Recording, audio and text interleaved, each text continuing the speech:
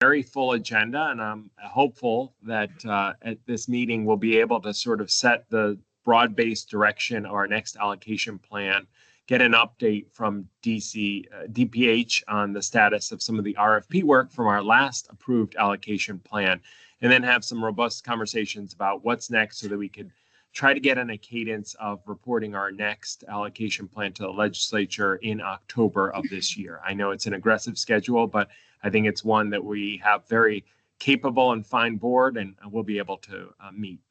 Before we formally get started, I want to just inform people that today's meeting is being covered and recorded by CTN in order to make sure that we have the ability to easily follow who's speaking, and so that people viewing at home can follow the conversation. I would ask two things. One, if you aren't speaking, please keep your line on mute.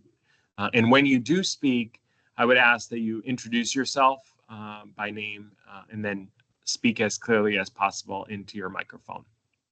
With that, Melissa, I'd ask that you take the roll call and confirm that we have a quorum for today's meeting.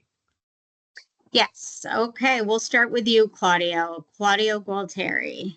Here. Robert Boris. I believe Risa is out. Sorry. Let's see. Okay. Aisha Clark. Ann Foley. I'm here. Tony Harp. Here. Representative Cindy Harrison. Here. Suchitra Krishan Saran. Here. Matthew Jasinski. Here. Christopher Moran. Here.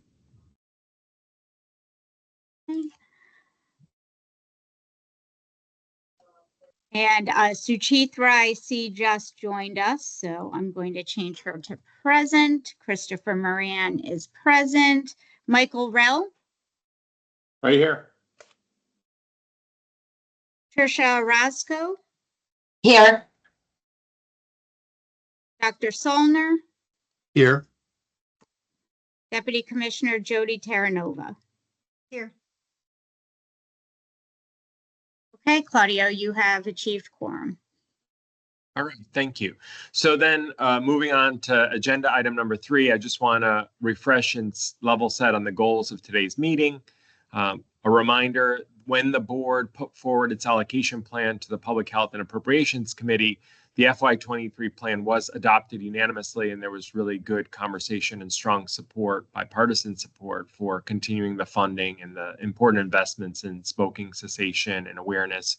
At that meeting, Senator Austin, in leadership of the Appropriations and Public Health Committee, had asked us to get on a more timely schedule for sending them the next allocation plan. So everyone on this call will remember it took us a little while in reestablishing and reconstituting the Tobacco and Health Trust Fund Board after it had gone into a period of dormancy with no funding.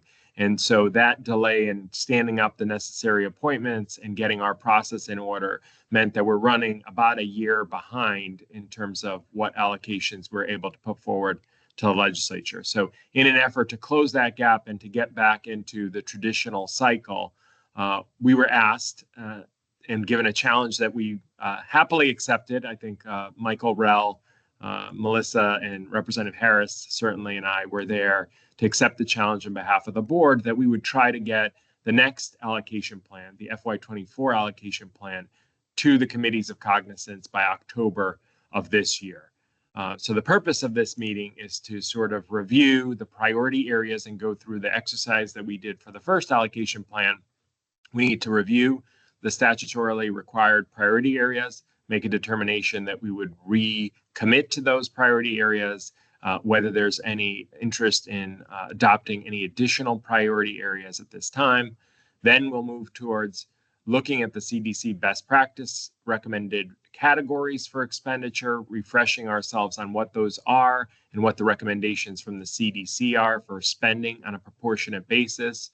and then making decisions of whether we would adopt the proportionate basis as we did last time, which are in alignment with the CDC best practices, or make any additional changes in the pie chart distribution among CDC categories. Subsequent to that conversation, we're going to need to have a conversation, and this may be the biggest point of discussion, about whether the board wishes to earmark and designate under some of those categories specific investments and projects and for a longer period of time. So we'll talk more about that later.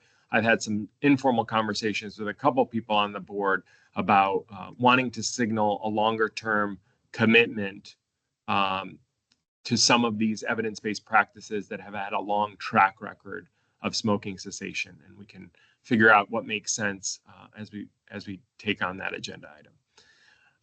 And then, so that concludes sort of the business and the goals of today's meeting. I'm also reminded that we skipped over the boring but important step of adopting the April minutes. So I'll pause there and go back to entertain a motion that we accept the minutes from April 24th meeting. Representative Harrison, is that for the motion or for a different topic? I'll make the motion and then I'd like to make a comment. So I'll make the motion and wait. Okay. So everyone should have in advance, as part of the packets that were sent out for this meeting, the April 24 draft minutes. Do I have a second? I do have a motion on the floor to adopt those minutes. I see Dr. Salner for a second. Now that we have a motion properly before us, is there any discussion, edits, or corrections to the draft minutes of April 24th? I just have a comment that at the very end of the minutes, when we talked about the timeline allocation plan, the very last paragraph, it says that the quit line that the supply of nicotine patches provided to callers has been reduced from 2 weeks to 8 weeks. I believe that's reversed, and that should be from 8 weeks to 2 weeks. That would be my only Yes. correction. And I'll revise that. Thank you. Excellent catch.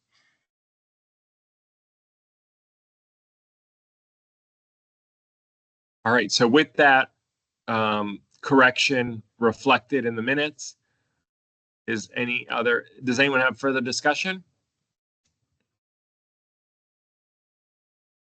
If not, Representative Harrison, do you want to amend to adopt the minutes with the necessary correction? Yes, you're correct. I will make a motion to amend the minutes per the discussion. Great, thank you. And Dr. Salner, can I have you for a second on that motion? Second. Great. All right. Seeing no further discussion, we will take a voice vote on approval of the minutes. All those in favor of approving the minutes with the reflected edit as noted in our discussion, please signal by saying aye. Aye. Aye. Any abstentions? Any opposed? Seeing none, the meeting minutes are adopted. We have covered item number 3, which was a level set on the meeting. Our goal today of trying to get to broad-based consensus on a direction and a framework for our allocation plan, and some discussion about priority areas, CDC percentages, and an update from DPH on the status of the RFP process for the earlier tranche of money that's pending. So with that, I will turn to the next item on the agenda. Deputy Commissioner Terranova, if you could walk us through the status update of the FY23 RFP process and some next steps for the board. Thank you, Claudio. It was nice to review the minutes and see that we're on track for what we had stated at the last meeting regarding the RFP process. So thanks to Dr. Salner for helping our staff draft and review the RFP. We've gone through the first initial steps of submitting the package, submitting it to OPM for approval, and currently it's in its final steps of review by our legal team and staff. So I'm expecting that to wrap up this week or next week. And our goal is to publish the RFP in August. and that will be out for about 6 to 8 weeks. Individuals and programs will have the time to submit their applications, and then we'll be looking for those who have volunteered to be part of the scoring panel and review of the applications that come in to be prepared to do that late September or October.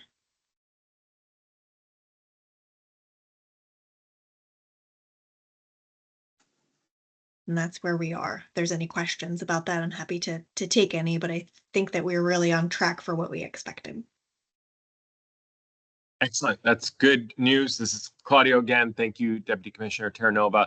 And thank you, Dr. Salner, for lending your expertise to framing up. I think that was a good opportunity. I'm glad someone on the board took it so that the vision that we had in mind is carried forward in that drafting process. Deputy Commissioner Terranova, there are still opportunities, right? If the board members wish to be part of the scoring, the next phase of the RFP process, is that still an open invitation, and how would they go about expressing that interest? Yes, I think we have 4 or 5 people already who have indicated their interest and been in contact with Allison Sullivan, who runs our tobacco program, and will be the point person at DPH to coordinate the group and collect the scores, etc. So if anyone else is still interested and hasn't expressed that, they can certainly reach out to me, and I can connect them with Allison. Excellent. And we'll include that in the minutes, the email address, so that people have it for reference. And it sounds very exciting that there's additional interest from this group to be part of the evaluation committee. Yes, we're very appreciative. Excellent. Any further discussion on the status of the RFP process at DPH? Seeing none, we'll move to the next agenda item, which is a report out on the available funds from the trust fund board that are available for our next allocation plan. So just to set up this conversation, I think Ann Foley had brought up the good point that the interest is accrued on some of this money once it gets transferred and deposited into the account. And so we took some time since our last meeting to consult with our finance folks and ensure, one, that some of the transfers that needed to happen were all in order and are prepared to happen in a timely way, and 2, try to get a sense of when the interest will post and what the amount of interest has been earned on this funding. In that process, we also discovered that there were some legacy items that had never materialized from previous iterations of the board, and it allowed us to go through a process for de-allotting those and putting them back into the main bucket so that we'll have them to repurpose and get those out into community investments and programs. So Melissa, could you walk us through the state of play on the breakdown of the available funds and the total amount that we have? Yes, happy to. I will also circulate this immediately following the meeting so that people have this for their records. But our budget office communicated with the comptroller's office, and we were able to learn that there is a total of $14,227,611.06 available to be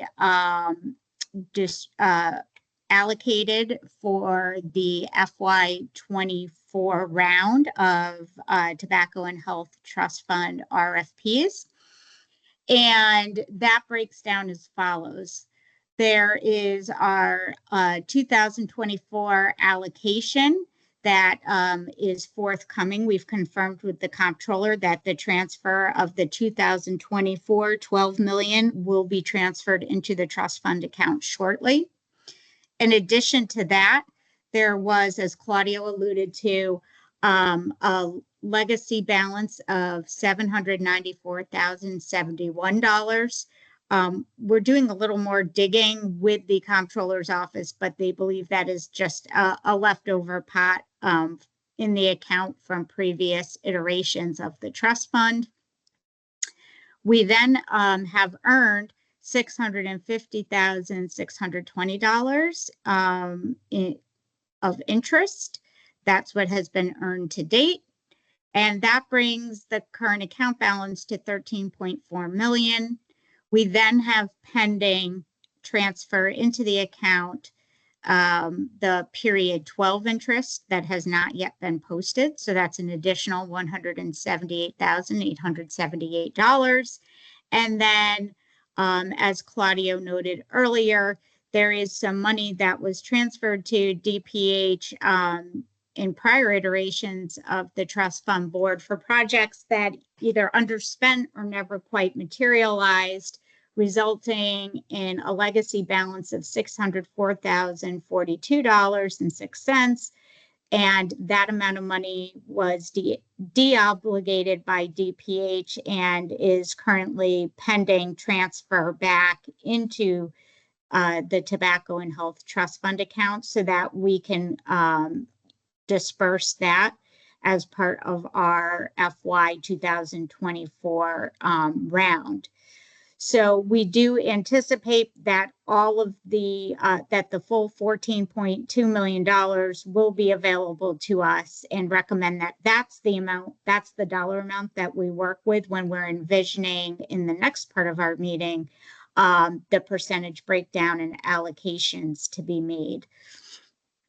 And I'm happy to answer any questions. Thank you, Melissa. Any questions? Yes, Representative Harrison. So can I just clarify that this 12 million is the 12 million that traditionally would have gotten transferred in April, which is why it's FY 24 money? Yes, you are correct. Okay, so there's a delay this time in us getting it transferred in. Well, no, what happens in April is that the state receives the money. Then it has to transfer it as part of the larger settlement, and then they have to disperse that larger settlement. So we're on track for the 12 million. Okay, perfect. Perfect.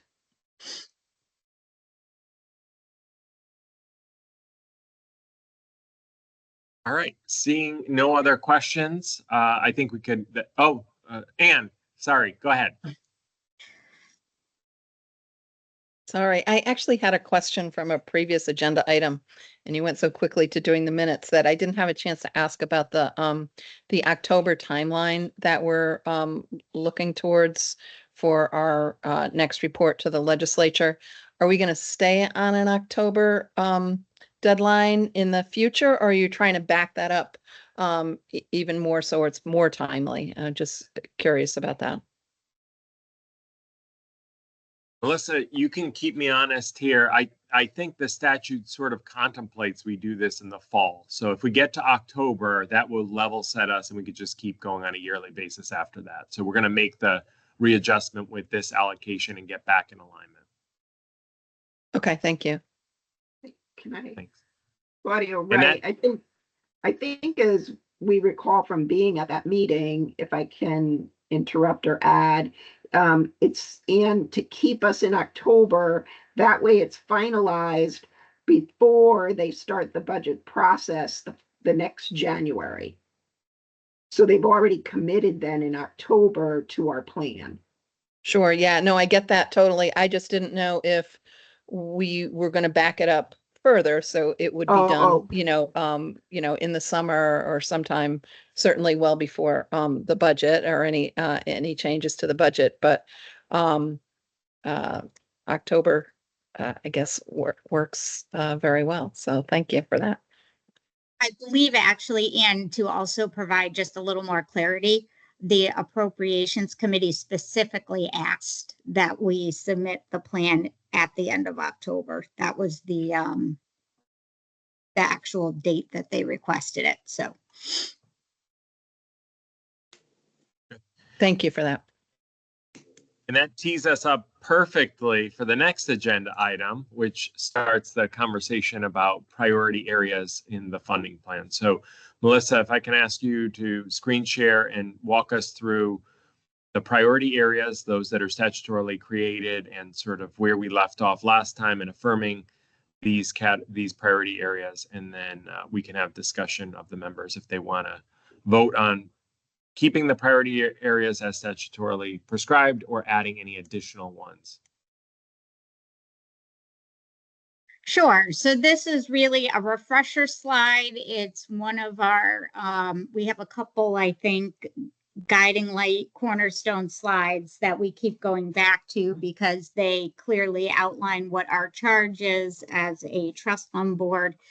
So this is just a reminder that the purpose of the trust fund is to create a continuing significant source of funds to support and encourage development of programs to reduce tobacco and nicotine use through prevention, education, and cessation programs that use evidence-based practices regarding, and then it goes on to list the 5 CDC best practice areas that are now in statute contained in that Public Act 2392, Section 4A. So anything we fund must fall under these 5 CDC areas. Those are our guiding lights. Then, where the board has some latitude is that PA 2392, Section 4D1 just tells the board that any recommendations we make under those 5 mandatory categories, that there are also certain categories for which the board is to give priority. And so the board's recommendations are statutorily required to give priority to comprehensive tobacco and nicotine control programs for the prevention of initial tobacco and nicotine product use among youth and adults, smoking cessation directed at adults and youth, elimination of exposure to secondhand smoke and aerosol products, and identification and elimination of tobacco and nicotine related disparities. And then in all of those 4 priority areas, the board must also give consideration to the availability of anyone applying for our funds to have private matching funds. And recommendations from the trust fund shall be in addition to any resources that would otherwise be appropriated by the state for such purposes and programs. So just keeping us honest that we're not supplanting or duplicating services, but that we're actually adding to the state's comprehensive tobacco and nicotine control program initiatives. So that's that. The one place where the board had some latitude was, although we can't change what's on this slide and all of our allocations must be made within the terms set forth in the statutory purpose and priority areas, there is, as we discussed last time around, there was some wiggle room for the board to decide if it wanted to add to the 4 priority areas as laid out in statute. Discussion when we created the last allocation plan revolved around the fact that adding any additional priority areas, particularly before we've started up new programs, been through the RFP process and have evaluation data, could potentially be premature because it would be diluting the amounts of money that would be going to the priority areas that the legislature has asked us to focus on. So for the last allocation plan, this group, just to reorient everyone, had voted to strictly stick to the 4, developing our allocation plan in line with the 4 priority areas as outlined in statute until such time as there was further evidence to support any sort of additions.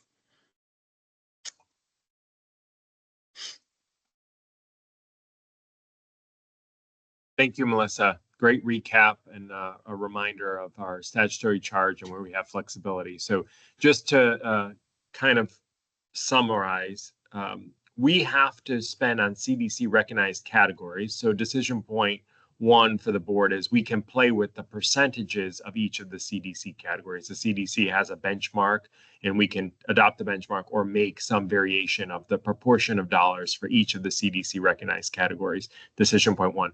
Decision point two, what I'm hearing you say is that within each category, as we develop the RFP process and the award making, the board has the ability to add to the priority areas in addition to those already in statute. So we could stay with the statutory ones.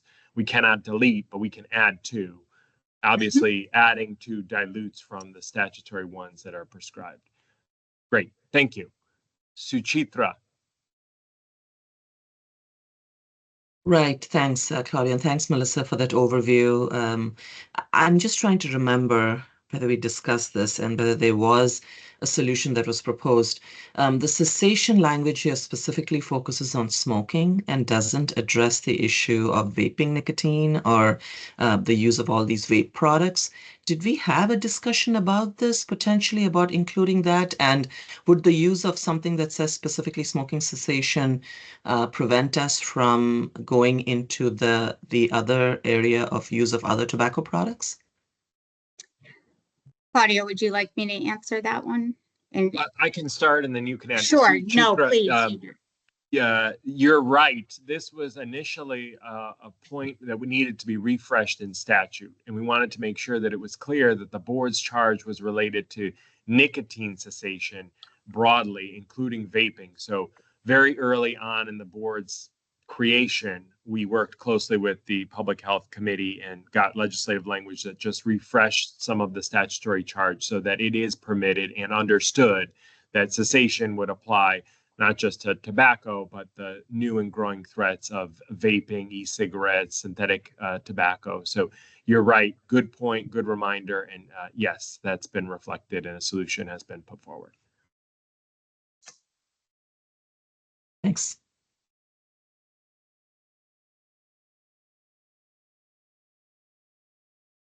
So Melissa, I think if there's other discussion, I just want to sort of take the affirmative vote here.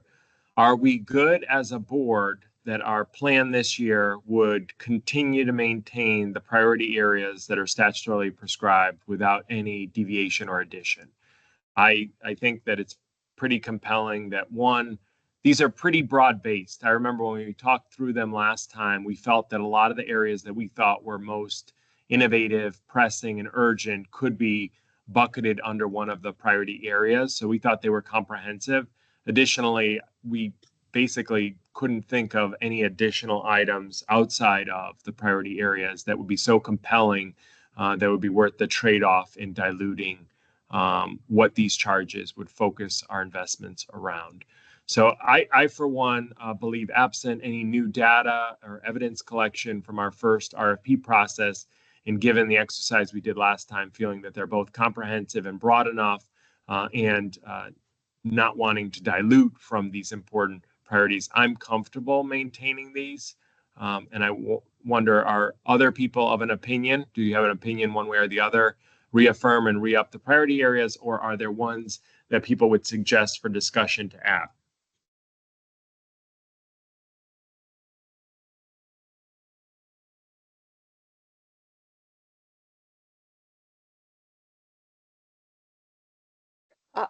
I don't have any of that, but I'm just wondering how soon we can look at trends and get a sort of baseline for where we are so that we can measure ultimately the effectiveness of the decisions that we've already made.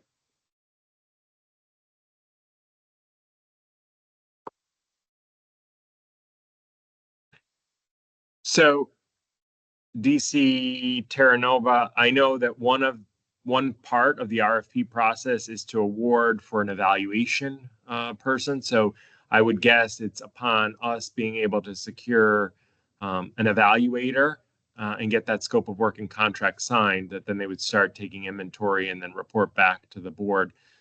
We can certainly get you some data on the I quit line, which is more longer established, but I'll defer to DC Terra Nova if there's any update on the timeline. When likely are we able to get an evaluator in place to inform future conversations about prioritization?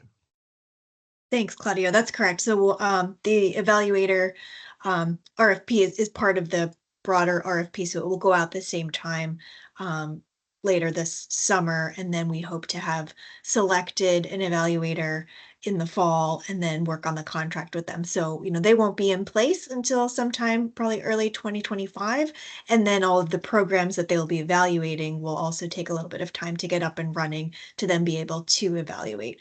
We do have other sources of data that we can kind of indirectly look at, where we have our annual surveys through behavioral risk factors, where we can see the number of individuals that are smoking in the state and how that changes over time. And with our youth, we also have the Connecticut School Survey, where we can look at that data with regards to cigarette smoking and vaping. So we have some other sources that we could look at just kind of to see over the next year or two if numbers are moving, and then we'll have the evaluator in place to directly look at the impact of the programs that we have selected to fund and how those are working going forward. But it will be a little bit of time before we have that data in place to inform future decisions. Thank you. So Claudio, I was just wondering if at some point when we meet, if we can just go over what data the Department of Public Health has, just so that we're familiar with where we are now, and then yes, once we get an evaluator, we can move forward on the specific programs. But I think it's really important that we have a sense of where we are, because it's kind of hard to make decisions about where to place emphasis if we don't really know where we are from a public health point of view.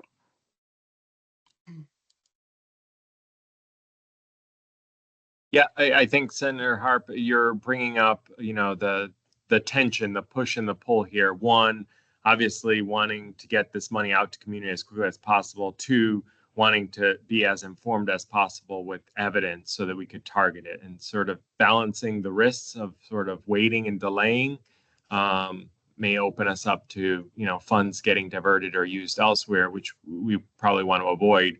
But I hear your point. I think that we should try to build into future conversations as we look at the RFP process and what's awarding, maybe give some conversation about what data contextually supports or does DPH already have in each of those areas. So for example, if we do cessation, what have we awarded? What contextually do we have and know about the data and the focus and the outcomes in those spaces? I think that's a good suggestion for moving forward.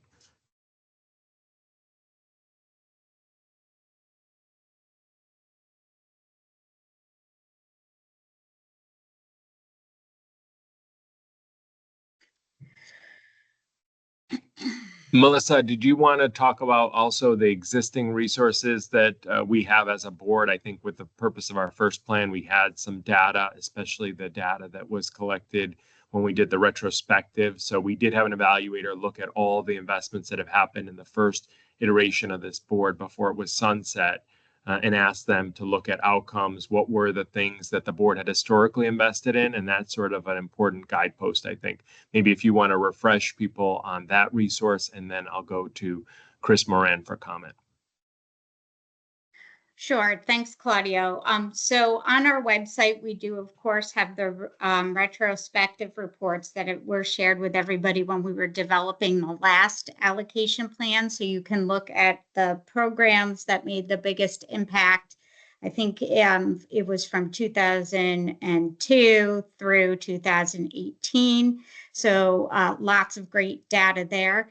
But in addition, as we were preparing our last allocation plan, which really only happened a few months ago because we submitted it to the legislature in the spring, so that data is still fresh, and I encourage everybody to take a look at the data DPH put together to help inform the development of our last allocation plan, which I think has some of the facts and figures that are being asked for today and might help to orient everybody to progress we've currently made. And then that can help be a guidepost while perhaps DC Terranova and her team works to refresh some of those numbers if there's any updated data available.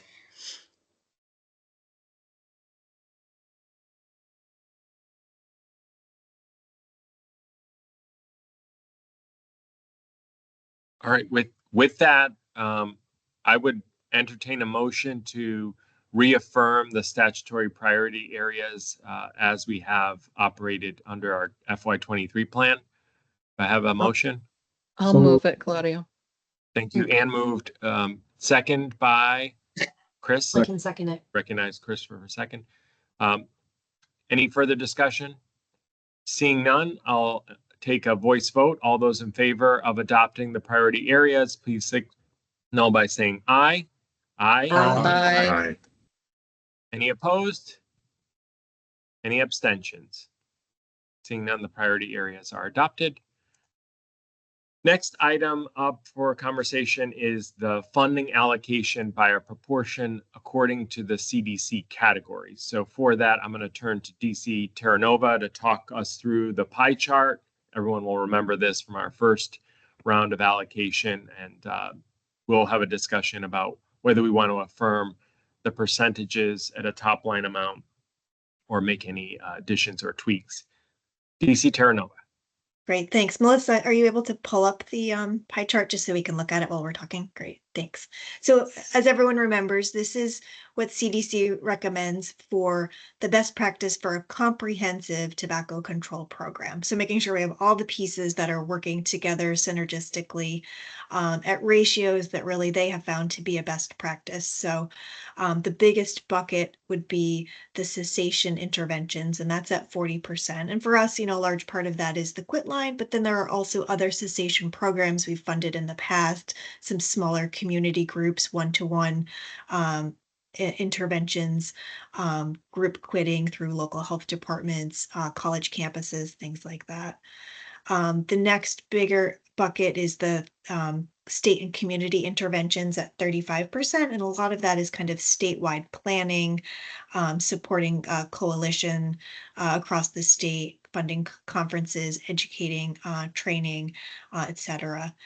And then the next one is our communication. So 12% doing mass marketing campaigns. We saw some examples of those that we've done in the past. And often when we do a lot of that work, we see an increase in people calling the quit line. So we do have some evidence that really spending money on communicating and educating the public on the dangers of smoking, but also on ways to quit has been quite helpful.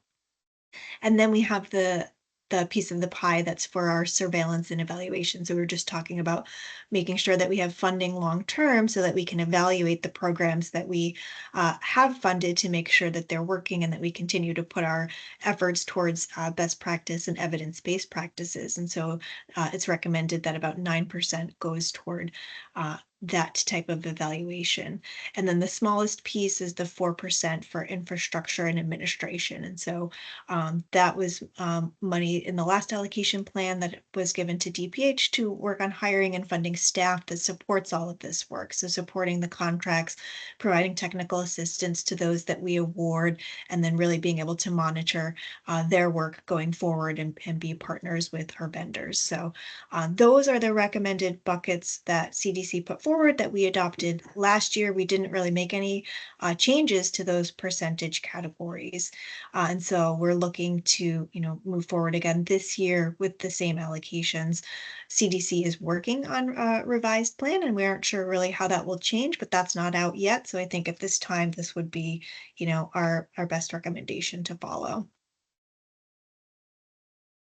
So excuse me, I'm on my phone, so I really, here, that's what I was going to ask for. I wanted to see the dollars. Yeah. Yeah.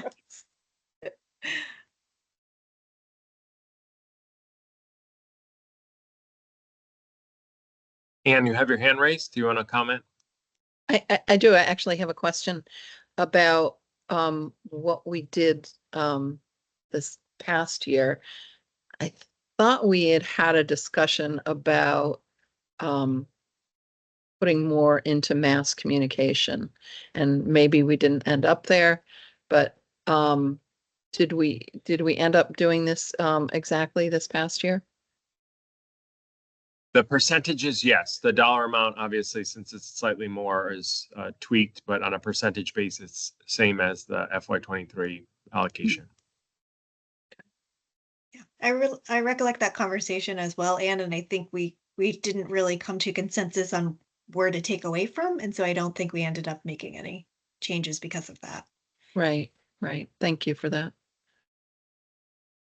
DC Terranova, I have a question, Claudio again. I know in conversation with certain legislators and stakeholders, there's always this interest in trying to use some of this money to offset businesses that have difficult financial decisions and financial hits sometimes to try to make good business decisions and public health decisions. For example, if someone decides to unilaterally not make accessible flavored tobacco or tobacco products at a gas station, is there any mechanism by which some of this investment could help offset or encourage businesses to make decisions that may not be good in their bottom line, but that may be good for public health?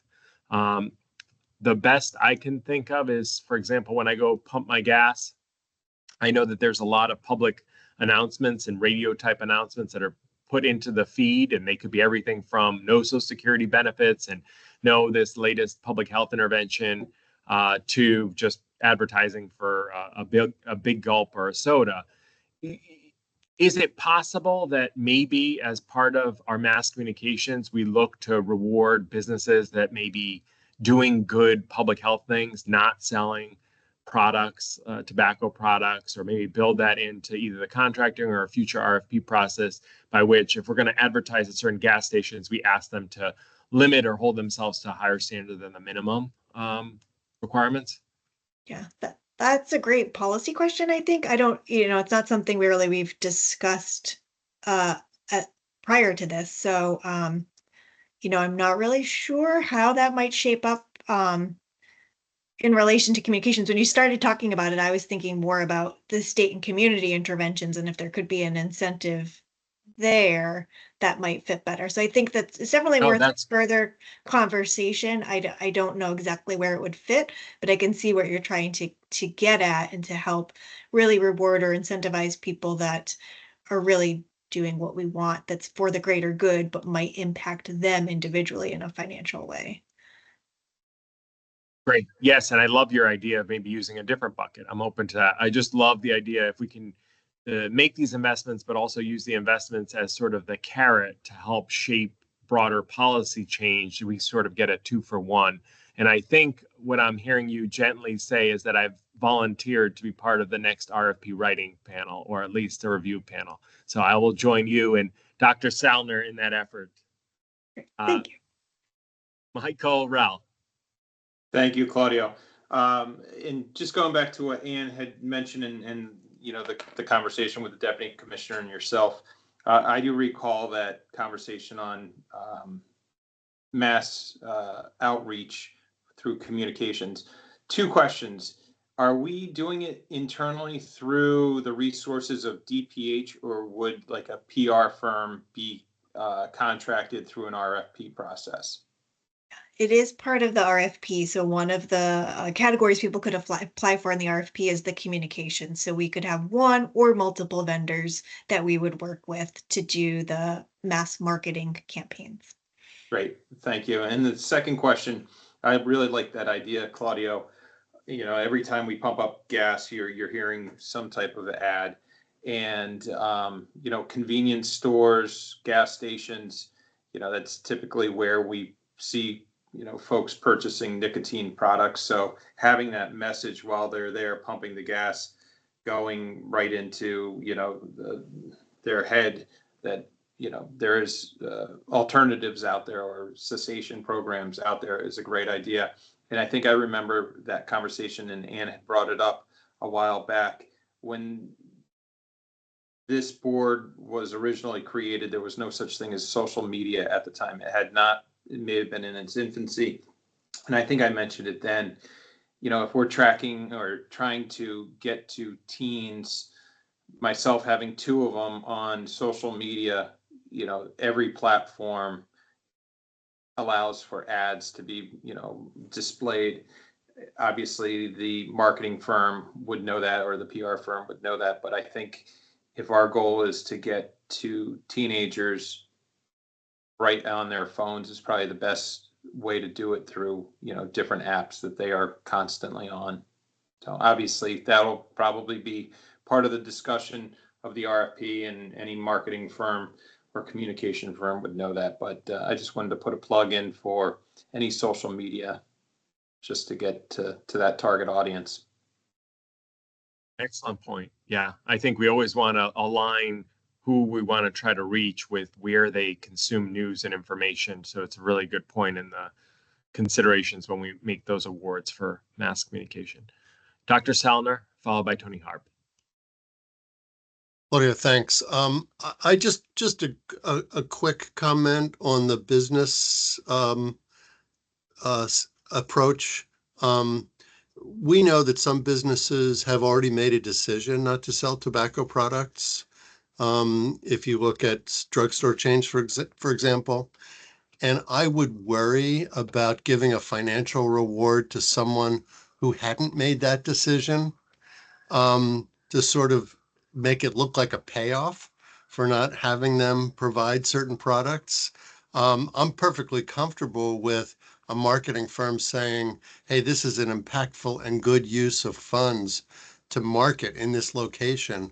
But I would really be opposed from the ethical perspective to reimburse a company for not having made the right decision initially as compared with others that had. So I'm, you know, I don't think we should get into the details of it now until we get into the details of it, but I just wanted to sort of make that point.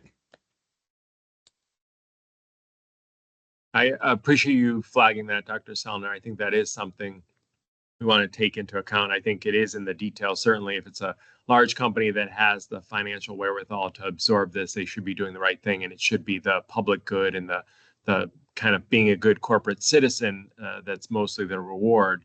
But yeah, I take your point. Maybe it would have to be, if we were to move in this direction, probably makes sense to limit it to really small businesses where they may want to make a good choice, but just financially need some bridge funding to readjust and find a new business model that can work. And so I hear you to raise questions about if someone can do the right thing, and many are doing the right thing, maybe we should not reward those that just sort of sit back and want some additional incentive to do that policy change. And then I think scoping it to smaller businesses may be more viable, but still worth some more investigation. So thank you. And I see that your good comment has sparked other comments, which is good. So after Tony Harp will go to Suchitra. Sure. I was wondering whether or not this group has considered maybe making policy recommendations to beyond just funding allocations to the Public Health Committee, because I really like Michael's recommendation. And you know, being such an old person, I was thinking maybe we could just have something inside of the facility saying that, you know, the harm that vaping and all the rest of this stuff does. But, you know, using social media is another way to do it. You know, and I'm sort of agnostic on your proposal, Claudio, around reimbursing folks for not doing it. But I think from a policy point of view, just like you have on cigarettes, the disclaimers, that there maybe if there were some kind of way to pump in what happens if you use this stuff while you're getting your gas, or to have some kind of a placard inside of the store require it. Something we can't do, but perhaps can recommend to the Public Health Committee to think about.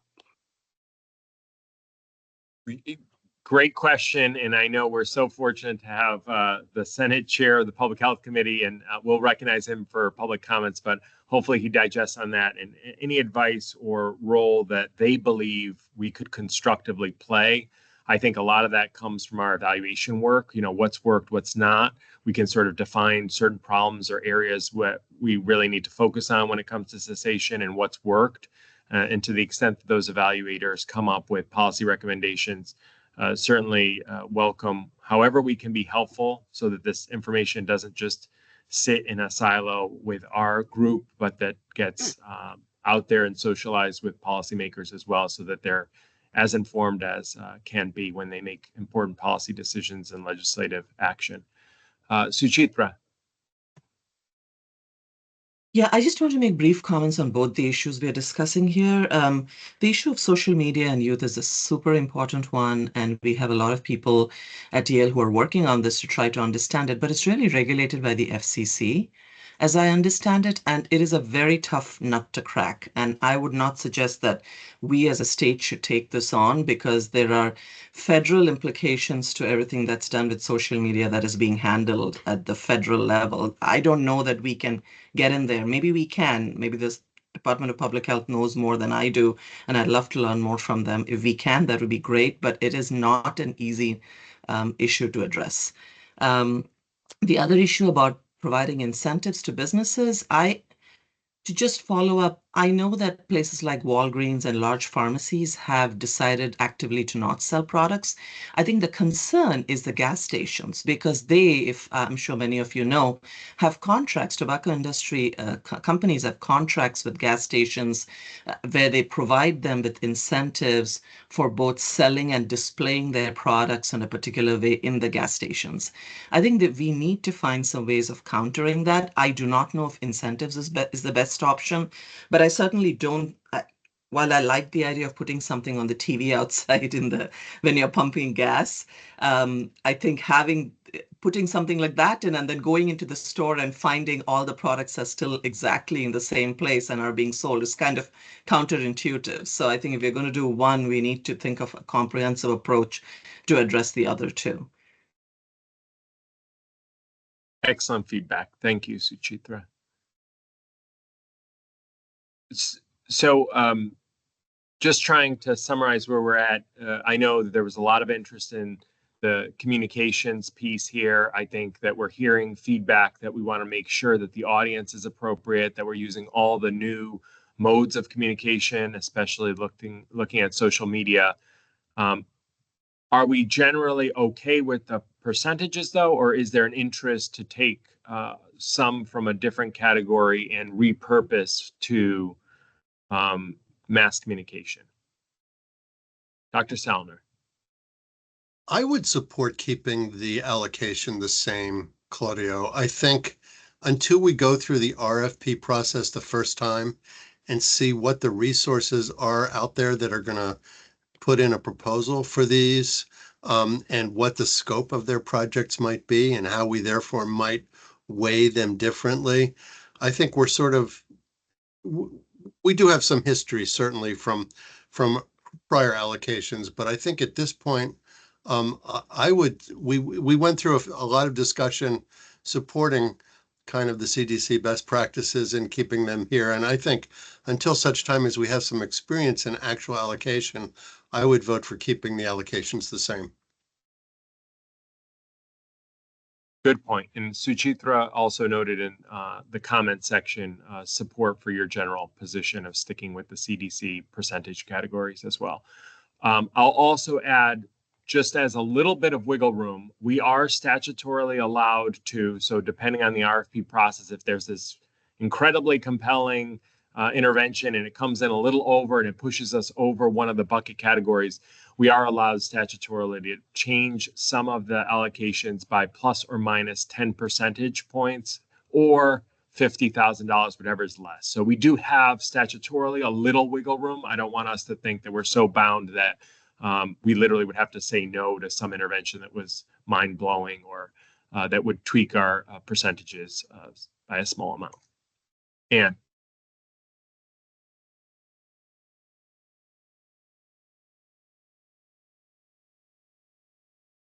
Sorry, Anne, you're still on mute. Go ahead.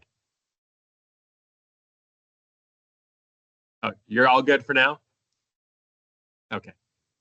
Wait, no, I'm not. Sorry. Okay, I just good. couldn't unmute for some reason. So, and I think I brought this up last year, and I'll bring it up again, that I think 50, when you have to go back to the legislature is an or, whichever is less. And typically 50,000 is going to be less every time. And I recall from last time around, that's a very small amount. So I would ask OPM in conjunction with DPH to think about a legislative change going forward to make that a larger number. It's very difficult to move around funds if we run into an issue where we want to move 10%. 50,000 is pretty much always going to be the lesser of 10% or 50,000. So I don't know if there's a way for you to consider just taking out that or 50,000 or raising that amount. I think it will be just a lot easier for the executive branch to manage these allocations, to have a little bit more wiggle room than having to go back to the legislature every time. So that's what I wanted to say about that. Good point. And I always appreciate you channeling the executive branch's flexibility and prerogatives here. I certainly think it's worth a conversation. Maybe we start with, obviously, I think what would help is having the experience of how close we were to the targets and what the consequences were of having such a tight plus minus flexibility in statute to showcase what would be gained if we make a change. And I think secondly, it's probably worth looking at where that 50,000 first started and if we could maybe just cost inflate it. If it was first initiated in 1999, and it was 50,000, maybe just looking at what does 50,000 back then equate to roughly today? And that might be more seen as a friendly technical amendment. Both points that certainly Melissa and I will take back and do some thinking on, and I'm sure more conversation to come.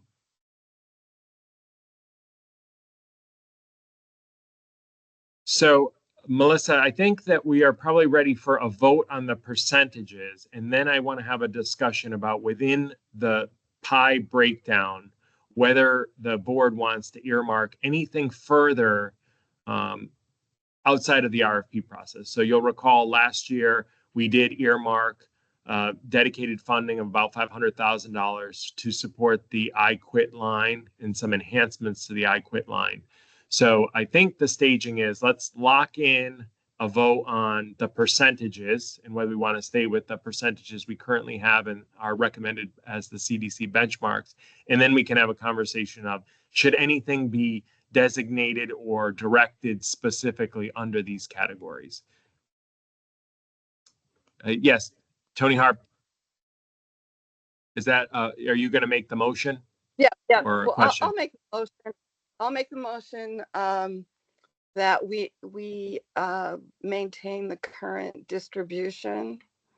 And then Okay, so then do we have a second to maintain the current distribution percentages reflected here? Sorry, who seconded? Second. I will. All right. Thank you. Moved and seconded. Any further discussion before we take a vote? Seeing none, we'll take a voice vote. All those in favor of adopting the percentages that we currently have as the benchmark CDC percentages for funding, please signal by saying aye. Aye. Aye. Aye. Any opposed?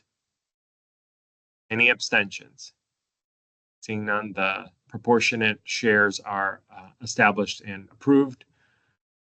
So our discussion, Melissa and I don't know if you're, we're not able to see the PowerPoint slide, so you may want to close out the window. Perfect, thank you. So now I want to talk through whether we should dedicate more money. I believe that the iQuit line in particular has a very strong record. And what I heard when we did public testimony on this from some of the advocates, some of them are here, so I'll invite them to speak up during public comment.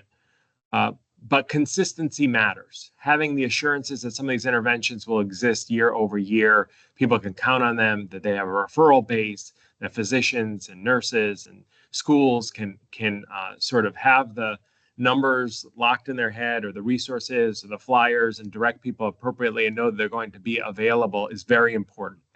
And so with that, reflecting on the comments made, And knowing that this is sort of the last tranche of money we have, and we'll have to go through another budget cycle to see what's made available in the future.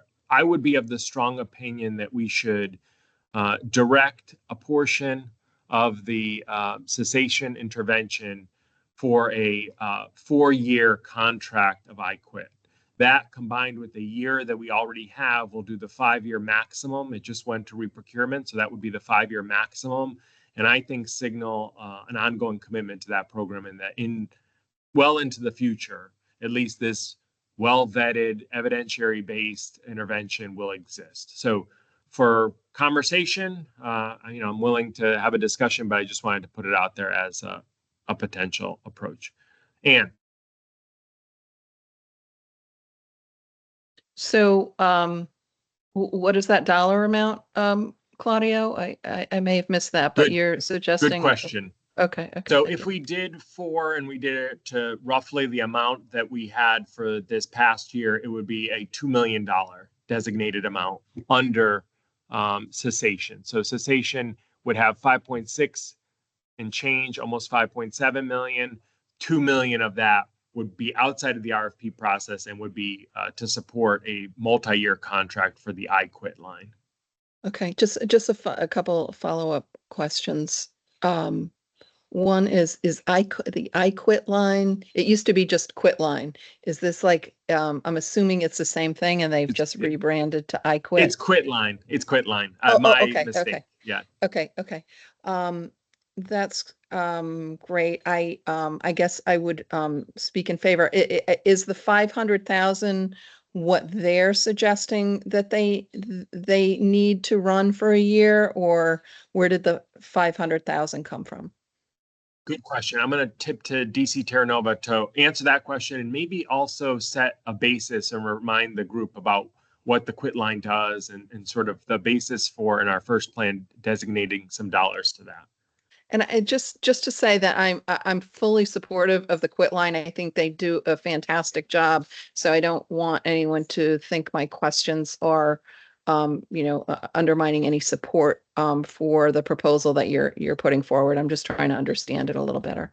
Yeah, no, thank you, Anne, for that question. I'm happy to answer.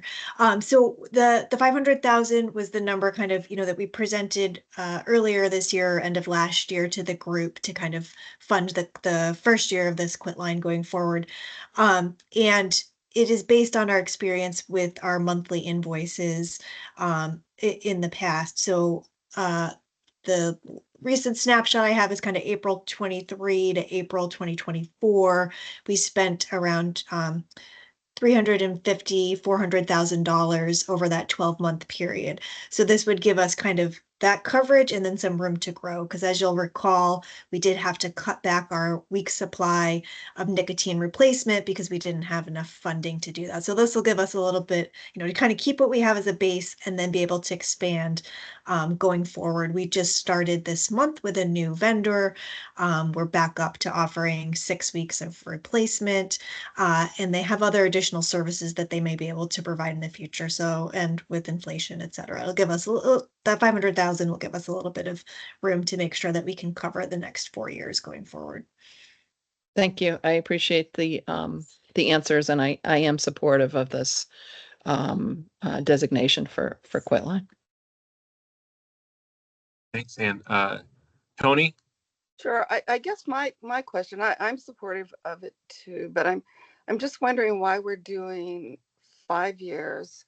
Are we expecting that we won't get funded again next year? And is that the reason? Or I guess that's my only question. It seems like 5 years is a long time. And if the expectation is that we will be continually funded for the next 2 or 3 years, does it make sense to do maybe 2 years?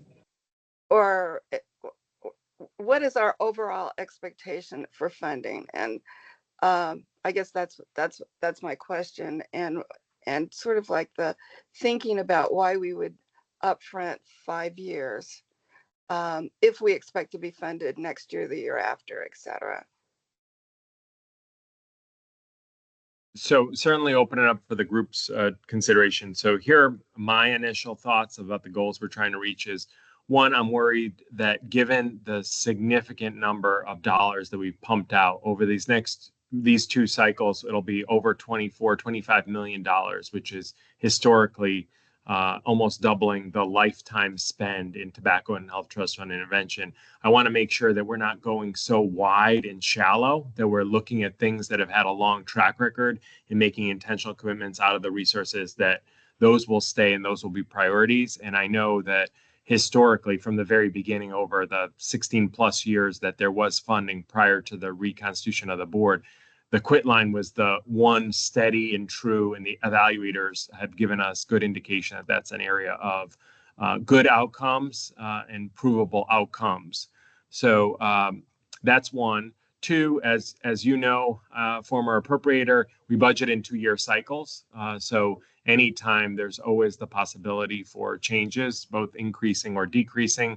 And I don't like to take anything for granted, especially when, and this is the third point, the advocates told us that apart from just the sheer volume of dollars, consistency and continuity matters also.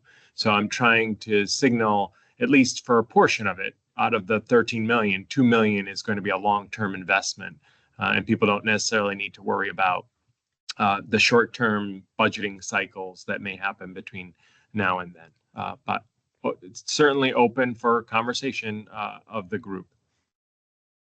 Dr. Salner. Claudio, a follow-up on Senator Harp's question. I would be nervous about committing $2 million out of a $5 million spend on cessation in 1 year for the quit line. I totally support the quit line. I think they do amazing work and really support it. But that's basically taking 40% of one of our most impactful strategies away from other potential additions. And we get maybe $300 million or something like that from settlement and tobacco tax dollars every year.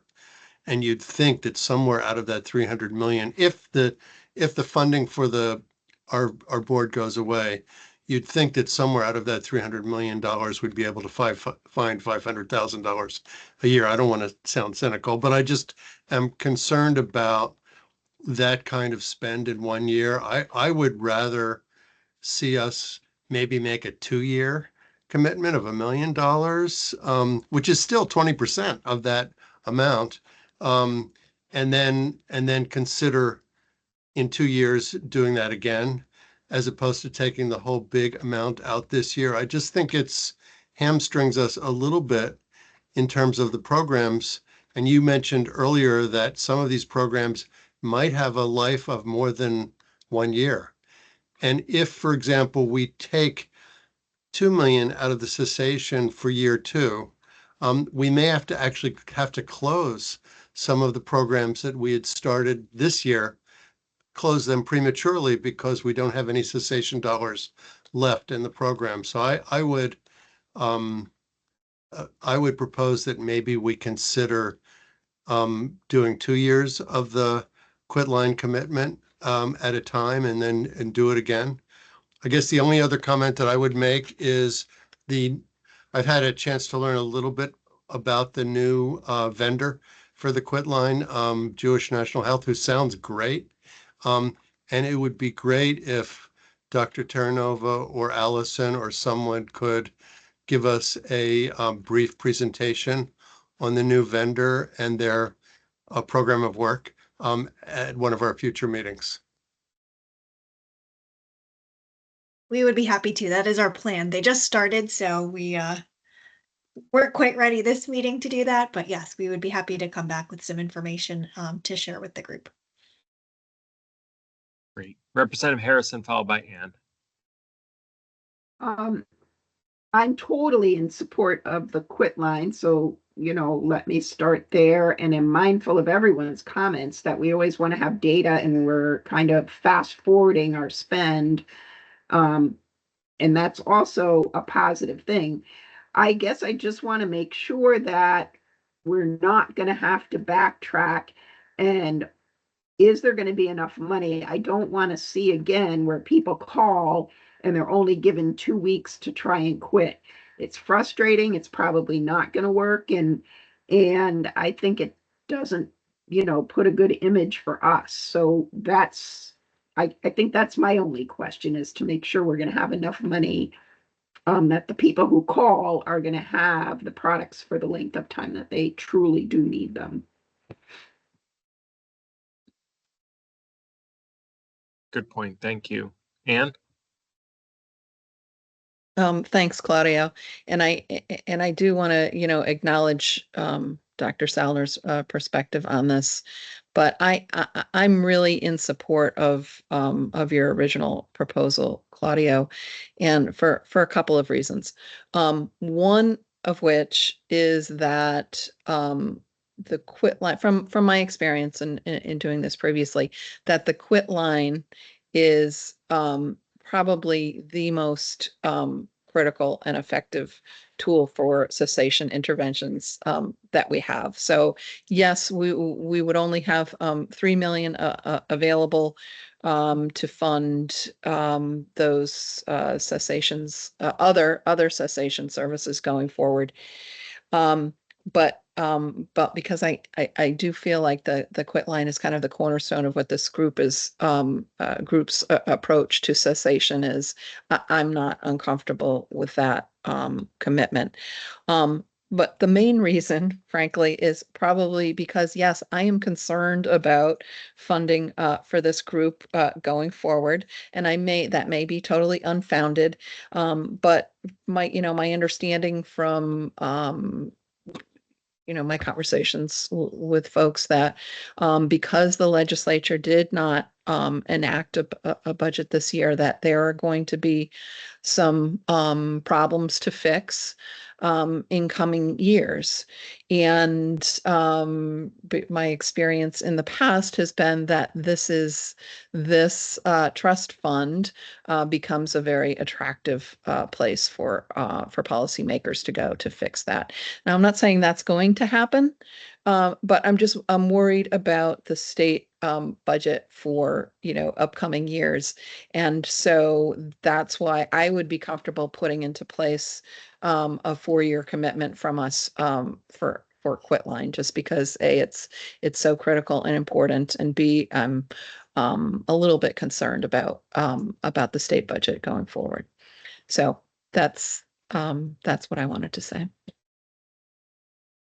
Thank you, Anne. DC Terranova, followed by Yeah, Suchitra.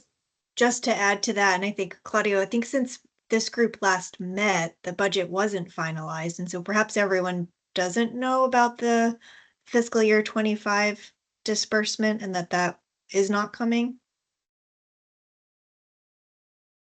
Do you want to just talk about Yes, that for a minute? good reminder. So Yeah. we are not going to get an April 25 allocation.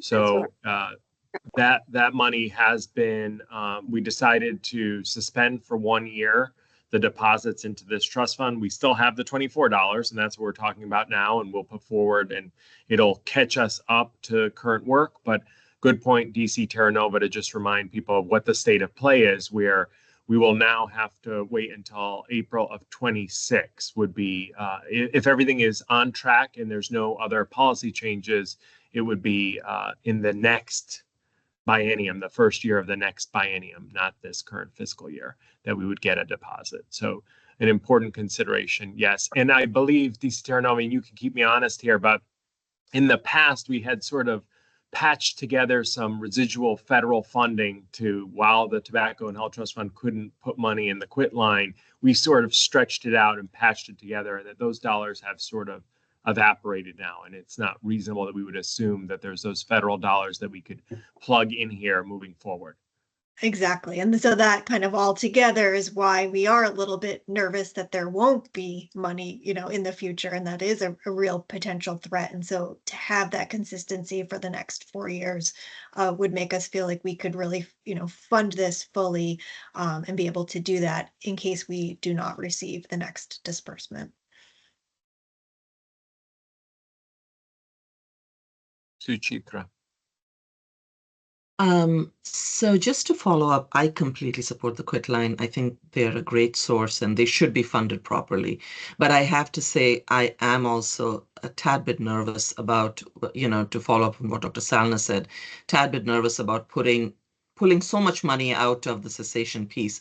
I mean, we've had such innovative programs in the past, programs dealing with populations with mental health, programs in the jails, that these are all communities that need additional interventions. And I just don't want to find that we don't have the money to support those kind of innovative kind of cessation programs just because we've put all this money into the Quitline. That said, I think Quitlines are great and they should be supported. I'm nervous about this, so I know we cannot make any changes to this right now, but if this is a program that we want to support going forward for for next 5 years, um, could it have come out of the total allocation amount and just everything get rebudgeted, like all the categories here, knowing that we have some restrictions in terms of how much we can exceed any category? So I guess that's what I'm asking. It may be too late for that, but so can we take our 13 million and just take 2 million out of that and say this is going to be a Quitline pie, and then we redistribute everything else? I don't know. Just trying to come up with a solution.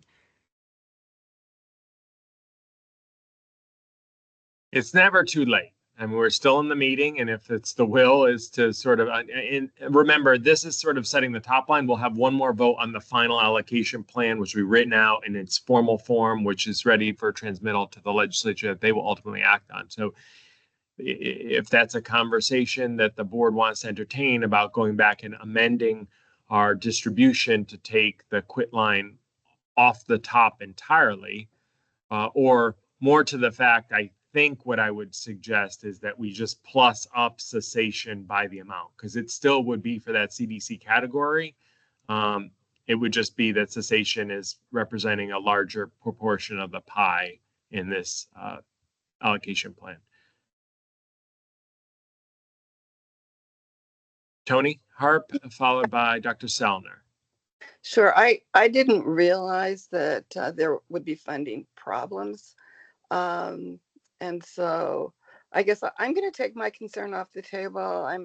I'm happy to do it. I am interested in the proposal to take since we know it's an effective program, to take the funding of that off the top and redistribute the funds across the board after all of that's been taken off. Or it may be even just 1 million of it taken off the top of everything else, because I do think there's something to say about innovation that could occur through using a little bit more of the pot for those innovations.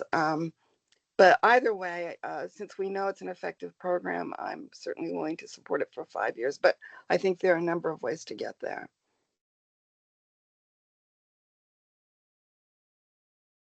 Dr. Salner? Yeah, just to add on to that, Claudio, I wonder, since we are at 14 plus million, which is a great place to be, taking it off the top would bring us down to the 12 million that we anticipated we were going to have. So I would also support the notion of trying to keep our cessation as intact as possible.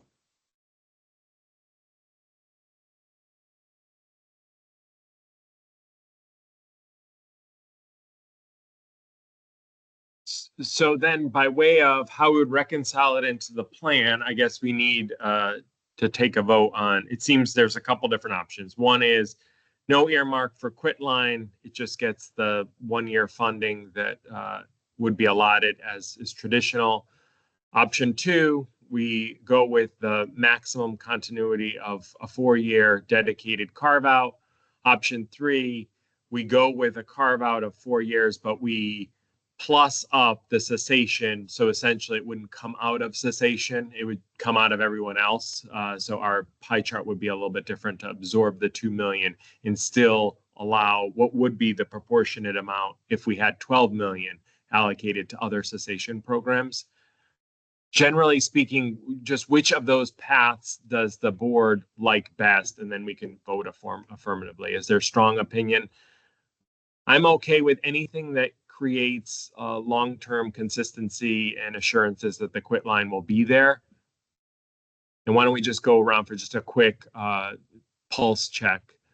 I'll go by who I see. Suchitra, do you have an opinion? I like the idea of taking it off the top. The more I think about this, I think that would be a good idea, because then we are being fair in terms of redistribution, and then nobody can fault us for exceeding any one category if that has to happen. Okay, Dr. Salner?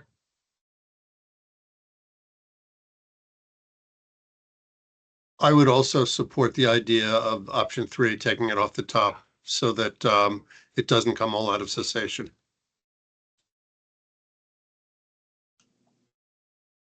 Okay, Representative Harrison?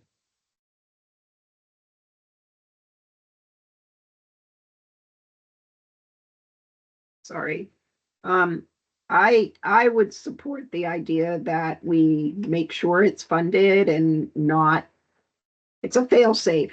It means that we can at least know that that's being funded, no matter what, as we know, appropriations may do and the budget may do. Tony Hart? Yeah, I would take it off the top. Okay. DC Terranova? Yes, I agree with taking it off the top.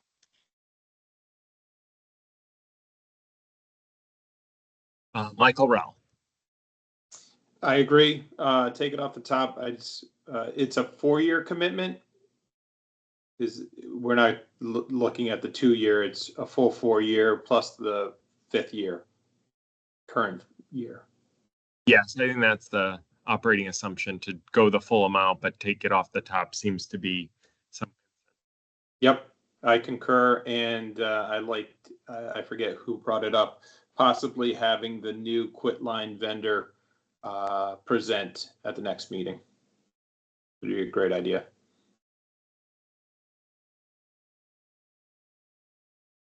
Christopher Moran? Yeah, I think it's important to provide some continuity and stability for it, and I support option 3, taking it off the top as well.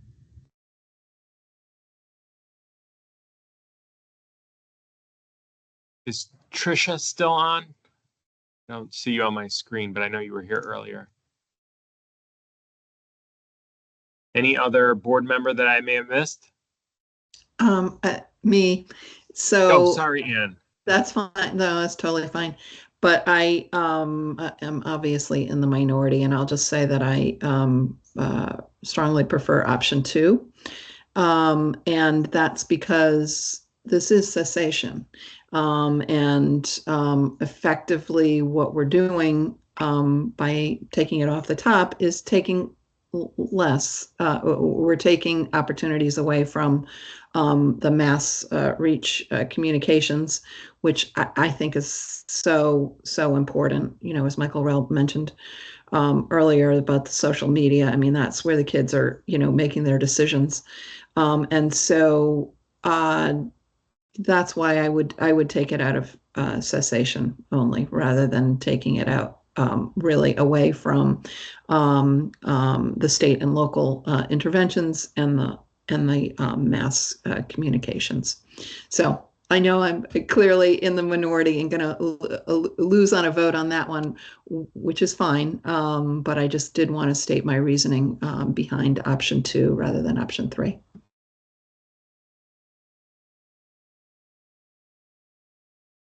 Melissa, maybe by way of illustration, could you in real time just show the group, and I know we're hitting our time here, but show us what it would look like as an off the top and what the rest of the allocations would then be?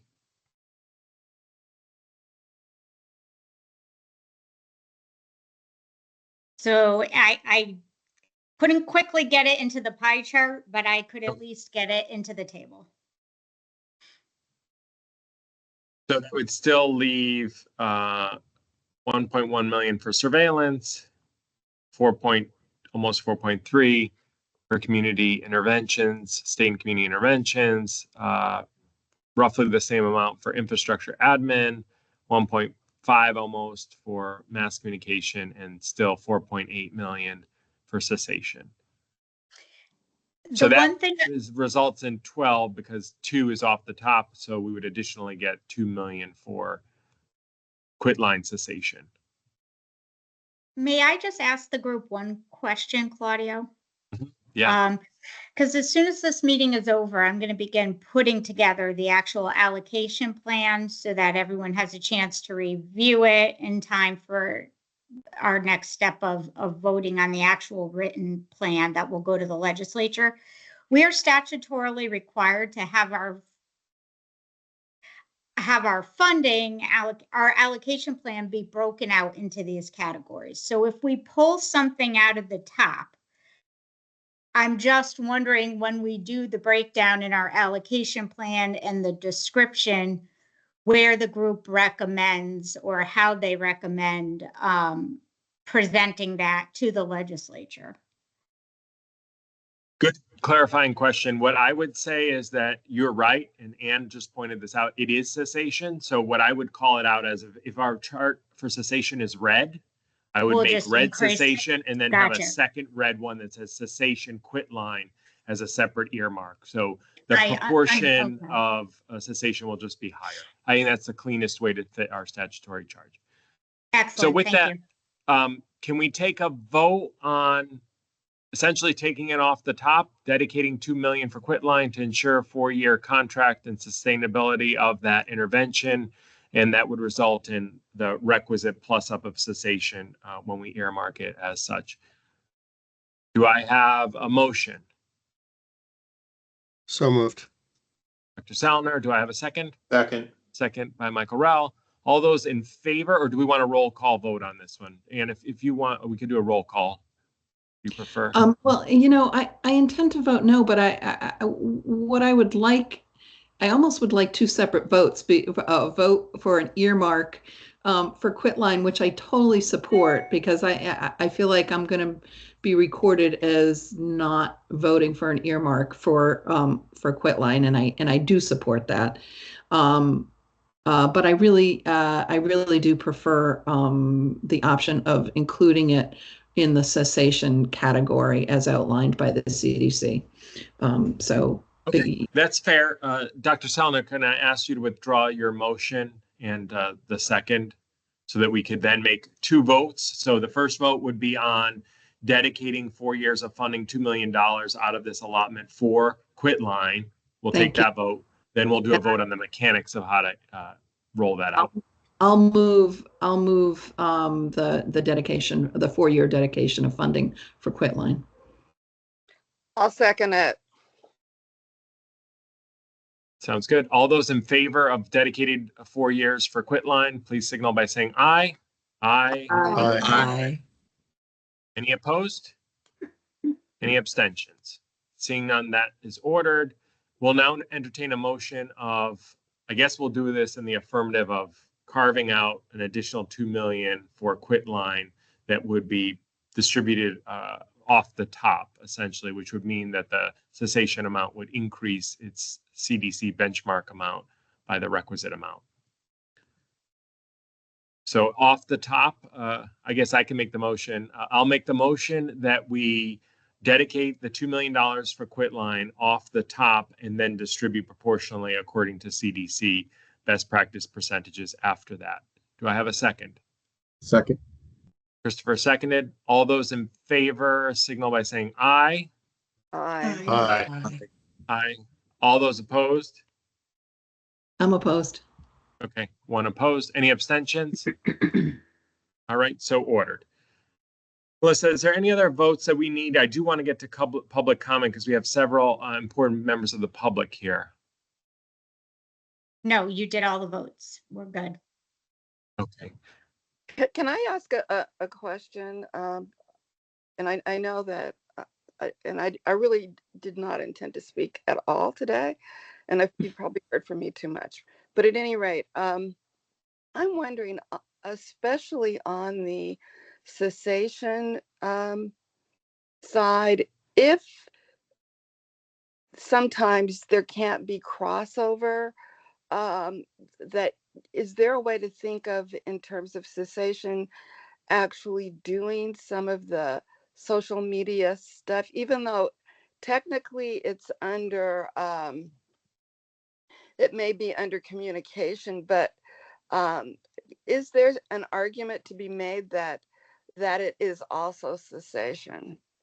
Just curious. Yeah, I think that's something that probably we can look at in the contracting is how we allocate it. I think they self-select into one of them. So it's possible someone could check off both boxes and then we could get into compliance by categorizing it as an area where we have more to spend. I think that's something we could do on the administrative side, but good point. Okay. All right, so public comments. Oh, Claudio, I apologize. I forgot that we actually need to vote on whether or not we want to, under admin, retain that we're not going to RFP for the admin dollars and that those dollars will continue to go to the Department of Public Health for the administration of the RFP and contracting process. And then a vote to leave out of the RFP for just this one next cycle, the evaluator, so that whoever is selected as the evaluator in the 2003 round, in this current round of RFPs about to be released, can receive funding to be retained into the next cycle so that they actually have something to evaluate and dollars to do that, because it'll be some time before there are programs to actually evaluate. Yep. All right. Good point. So as we did last time, then the motion is twofold. Motion that we dedicate the funding for admin to DPH so they can continue to do all of the work on the RFP, the contract execution, and the monitoring and evaluation that they do internally. And then secondly, that we also add the money in for evaluation that's intended for this round to the contract that will be won. We don't want to switch evaluators midstream, so this would be to do it outside of an RFP process for the evaluation funds. So moved. Moved. Do I have a second? I'll second. Second, Suchitra, I saw first. All those in favor, signal by saying aye. Aye. Aye. Aye. Aye. Any And- opposed? Any abstentions? Seeing none, that is also approved. Thank you. Now to public comment. And I know we have many people from the public here. In particular, I want to recognize Senator Anwar from Public Health Committee, who's joined us and has always been a steadfast supporter of tobacco cessation and the work of the board. I know we called out some potential for us being supportive of policy work. I don't know if you want to respond to that, Senator, or if you have any other thoughts on today's meeting or the allocation plan. Thank you so much. I wanted to thank each and every one of the members for this very thoughtful votes and thoughtful conversation. And Claudio, thank you for leading the meeting. Just a couple of thoughts, and I know you've discussed this, but I wanted to put this on your radar. The tobacco industry is going to heavily market their other nicotine products as a part of tobacco cessation efforts. And the last thing we want is that money to go again to the tobacco industry for them to get even more rich than they are. So their new Zyn pouches or pouches or oral treatments or addiction chemicals of nicotine that they are providing to individuals, and also the vaping products. So I think we have to be very intentional that directly or indirectly that cessation products are not going to go back into the same group of people who have created this epidemic. So I just wanted to see if there was a way the members would keep that in perspective. I think the comment you brought up, Claudio, earlier about the gas stations and the convenience stores, we've tried to block the sale in various ways to the different groups. And one of the things that they keep coming and speaking to us is that their margin of survival is very difficult in the current business arena. And these are small businesses. And if there was a grant program that can be created for the good actors who are going to be able to help and take a unilateral decision, and there was a way to help them go through that opportunity, it may be a pilot that can be a consideration. I just wanted to put that because I hear that every time we try to put bills forward. Again, this is very exciting things that all of you are part of. I can just say that through your efforts, we are going to prolong the life of our citizens. This is like a proven fact. So thank you for the work that you're doing. It's such important work. Thank you.